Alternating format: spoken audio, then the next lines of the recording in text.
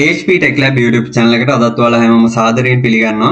අද මම ඔයාලට අරන් ඇවිල්ලා තියෙනවා ඔයාලගේ PC එකේ වගේම laptop එකේ RAM එකේ තියෙන අනවශ්‍ය cache file, temporary files වගේම junk files delete කරලා ඔයාලගේ PC එකේ speed එක up කරගන්නේ කොහොමද කියන එක.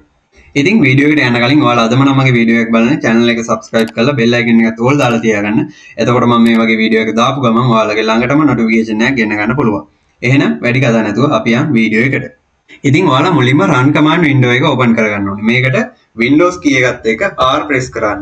Windows key එකත් එක්ක R press කළාත් open කරගන්න පුළුවන්. නැත්නම් මෙතන start bar එකට ගිහිල්ලා ඔයාලා search කරන්න run කියලා.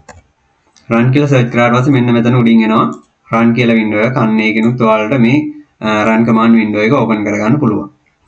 run command window එක open කරගත්තාට පස්සේ ඔයාලා මෙන්න මෙතන type කරගන්න ඕනේ prefetch කියලා. PREFETCH කියලා මේ විදිහට type කරගන්න. type කරගෙන මෙතන පහළ තියෙන OK කියන button එක දෙන්න. OK කියන button එක දුන්නාට පස්සේ මෙන්න මේ වගේ message එකක් ඔයාලට එනවා permission ඉල්ලලා මේක ඔයාලා continue කියන එක දෙන්න.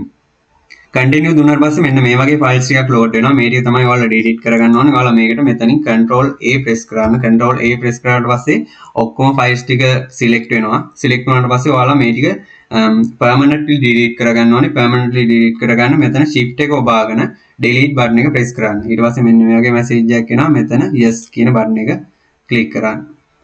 yes කියන button එක click කරාට පස්සේ මේ files ටික delete වෙනවා. ඊට පස්සේ ඔයාලා කරන්න ඕනි මෙතන මෙන්න මේ වගේ message එකක් ඇවිල්ලා තියෙනවා. මේක skip කරන්න.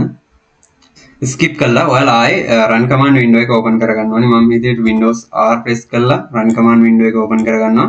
ඊට පස්සේ ඔයාලා මෙතන type කරගන්න ඕනේ temp කියලා.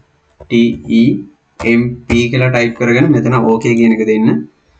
OK කියලා දුන්නාට පස්සේ temporary files මෙන්න මේ විදිහට load වෙනවා. මෙතන ඔයාලා මේ ටිකත් control A press කරලා ඔක්කොම select කරගන්න ඕනේ. select කරලා permanently delete කරන shift එක ඔබාගෙන delete button එක press කරන්න.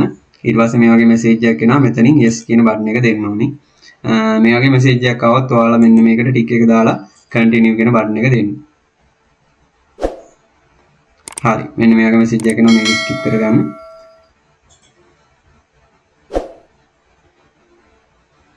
හරි ඒ files ටිකත් ඔයාලා delete කරගත්තා.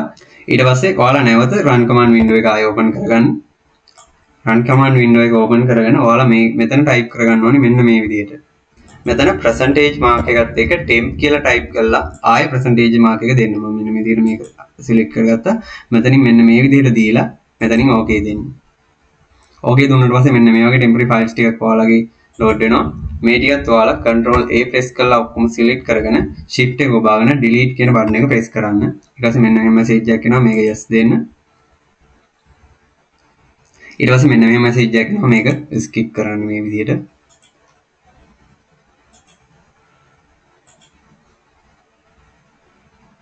හරි ඒ විදිහට skip කරගත්තාට පස්සේ ඔයාලා නැවත run command window එක open කරගන්න ඕනේ. මම මේ විදිහට Windows R press කරලා run command window එක open කරගන්නවා. run command window එකේ ඔයාලා මෙන්න මේ විදිහට type කරගන්න ඕනේ clean mgr කියලා. CLEAN mgr කියලා මේ විදිහට type කරගන්න ඕනේ. type කරගෙන මෙතන OK කියන button එක දෙන්න. OK කියන button එක දුන්නාට පස්සේ ඔයාලගේ clean වෙන්න ඕනේ drive එක මෙතනින් select කරන්න වෙනවා. මම මෙතනින් C drive එක select කරලා OK කියන එක දෙනවා.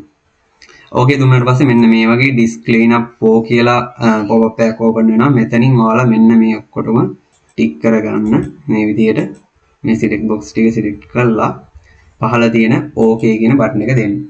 OK කියන button එක දුන්නාට පස්සේ මේ විදිහට message එකක් එනවා I also want to permanently delete these files කියලා.